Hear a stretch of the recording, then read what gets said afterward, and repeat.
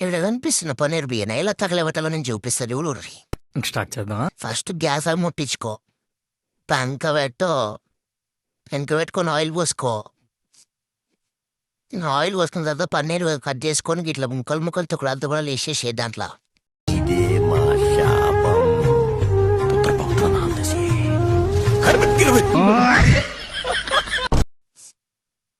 వేసిన తర్వాత కాల్చుకొని చేతితో కాకుండా గంటతుంది. చేతితో గడిచిన చూపిస్తున్నా. అట్లా ఏక్ నువ్వు కారం వేసుకో, తగినంత ఉప్పు, తగినంత కారం వేసుకొని దాన్ని అటు ఇటు కలుపు. మొత్తం 2 sides రాలని బొగ్గ అవుతుంది. తర్వాత బగ్గ అవుతుంది నీకు. ప్లేట్లో వేసుకొని కొంచెం నోటితో ఎక్కువండి. తర్వాత ఇంకో గిన్నె తీసుకొని నూనె పోసుకొని దాంట్లో పచ్చిమిర్చి, బిర్యానీ ఆకు, లవంగాలు, షాజీరా వేసుకోవాలా. లవంగాలు వేసుకో.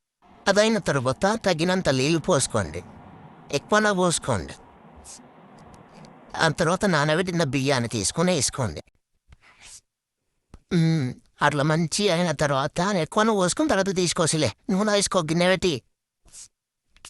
తర్వాత ఉల్లిపాయలు వేసుకో. కోసినాయి అవి కూడా, కొయ్యండి కాదు. ఎంతమందికి నిమ్మకాయ మర్చిపోయినారు, నిమ్మకాయ వండుర్రి. మీరు ఇప్పుడు చెప్తున్నారు, ముందే చెప్పాలి కదా. దీంట్లో కొంచెం పసుపు, పేస్ట్ అంటే టమాటా అవి ఇవి వేసి కోసినాయి వాళ్ళు వేసుకోరు. కొంచెం ఉడికిటట్టు ఉంది అన్నము.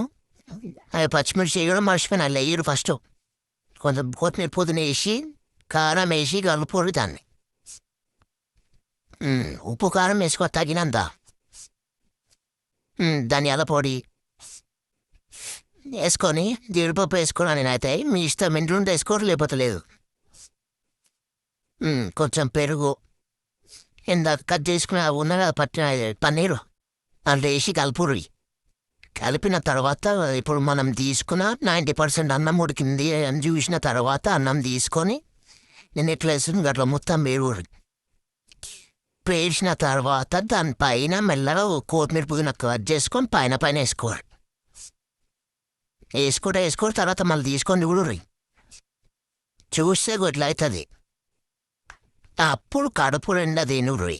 కడుపు నిండా తినే పండుర్రి, ఎటు ఊకుర్రి. హ్యాపీగా ఉన్న వాళ్ళు లైక్ వేసుకోండి. అమ్మయ్యా, ఈనాడు డిన్నర్ వద్దు, నాకు కడుపు నిండిపోయింది.